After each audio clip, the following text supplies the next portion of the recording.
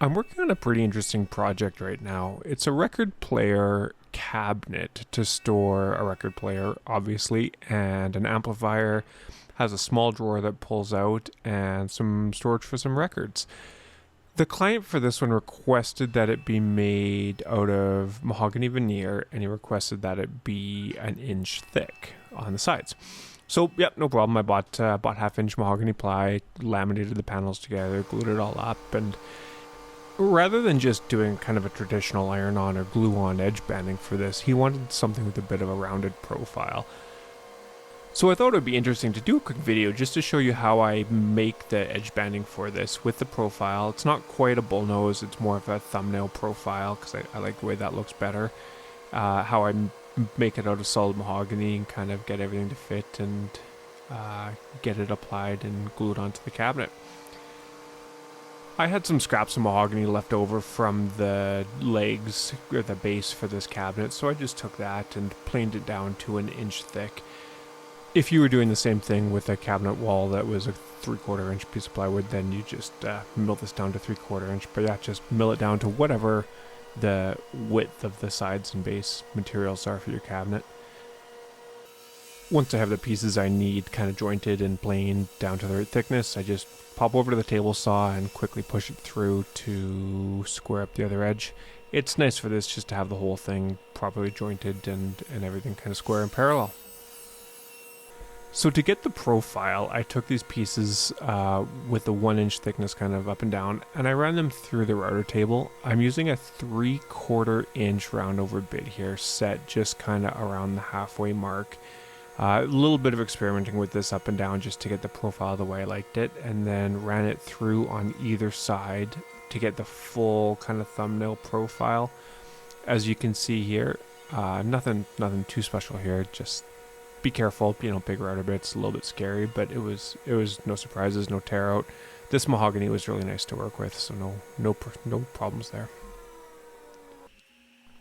I've been wanting to get a thin rip jig for quite some time, and I finally ordered one. I just ordered this Enjoywood one from Banggood. Shipped from the States to Canada. Took forever. It took, 3 weeks to come, but it's great. Yeah, no issues. Probably I would have preferred a Woodpecker's one, but this was a third the price, and it's effectively the same thing. I don't know. Some of the stuff that comes out of China is really good. But anyways, I set this to about 1/4 of an inch on the straight part, using the thin rip jig here just to make the cuts repeatable. And I went back and forth between the router table and the table saw. So I made the profile on the router table, hopped over to the table saw, cut off the profile, then went back to the router table, made another profile, and then cut it off. The thing with these thin rip jigs is they allow you to rip thin strips and do it safely and repeatably. So each piece was exactly the same thickness. My only regret here is waiting so long to get one. They're awesome. Just, yeah, it's another nice safety kind of repeatability accuracy tool that you can add to your table saw. So whether you buy a Woodpecker's one or a Chinese one or an Amazon one, you should probably invest in a thin rip jig. This I think was 30 or 40 bucks. You can see here I'm using a pretty thin piece of material for this last cut, and it was no problem. I just lined it up, pushed it tight against the jig, pushed it through the table saw, and that was that.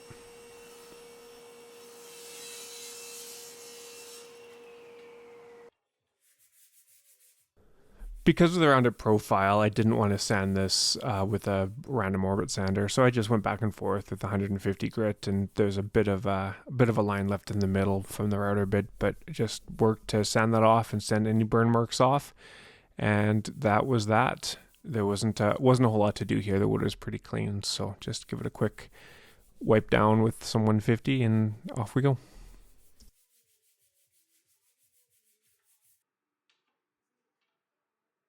Okay, with everything sanded up, I just hopped over to my miter saw and cut a 45-degree angle on this. Now you could use a table saw with a crosscut sled or miter gauge. I just chose to use the miter saw. It's pretty accurate, works pretty good.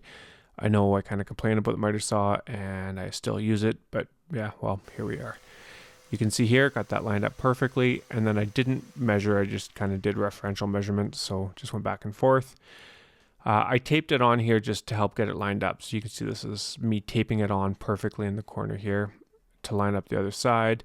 I applied a piece of tape and then went over and marked on the other side. And I just snuck up on the cuts here, so it was a couple trips back to the miter saw, but nothing too crazy.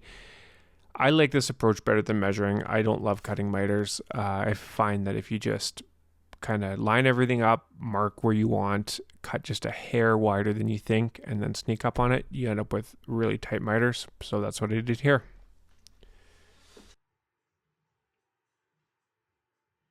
As you can see here, the shelf is only 1/2 inch thick. I didn't think there was any point in making it 3/4. It's strong enough. It's set into the cabinet box with dados. So I left it at 1/2 inch, and I thought of maybe using the piece of trim or face frame or whatever and just kind of letting it overhang the bottom. There's going to be a drawer under there, but I didn't quite love the way that looked. So I went back and forth a little bit on this, and I ended up just ripping it in half widthwise to get half the profile. I left it square on the bottom and rounded on the top, and I thought this would look good the way it lines up with the drawer.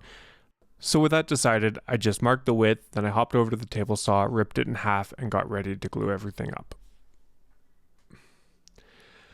I thought the best way to glue this to hold it rather than try to awkwardly clamp it was just to use some masking tape. Masking tape holds all.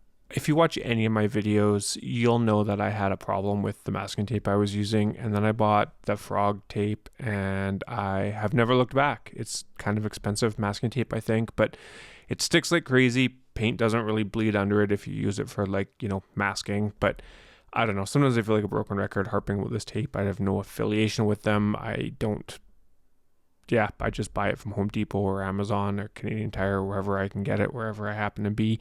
I don't know where it's cheaper or what it costs, but I do know that life is too short to use bad masking tape. So yeah, just buy the frog tape and get your stuff stuck down well, and don't worry about it. I used a fair bit of tape here just to be sure that everything was secure. Once I got all of the edge pieces, I put the centerpiece along the shelf in, and then I just use a long piece of tape here to reach across and just kind of pull the centers tight. The face frame is a little bit wide, which we'll deal with in a couple minutes here, but it's just a hair wide, and I worked to make sure that it was lined up as evenly as possible on the inside, and the outside's easier to correct. So that's what I did. So fast forward 24 hours, and you can see how this cabinet's shaping up. The inside is obviously stained and finished, and the outside is not. I had removed the tape already before I started filming this, but you can see here that the face frame is nicely stuck on. I'm happy with the way this turned out with the half profile on the shelf. I think it's going to go really well with the drawer and look better than had it been full. I think it just would have looked too thick. So now it's time to deal with the overhangs on the outside. If this was solid wood, if the cabinet was solid wood, I would just sand it all off and make it smooth. But but the veneer on this is very, very thin. I've already got a couple chips that I have to figure out how to deal with. But generally, yeah, I don't like sanding plywood. So I grabbed my block plane and just went slowly back and forth, and just felt by hand, taking small amounts off. I would say it took me maybe an hour to do all four sides.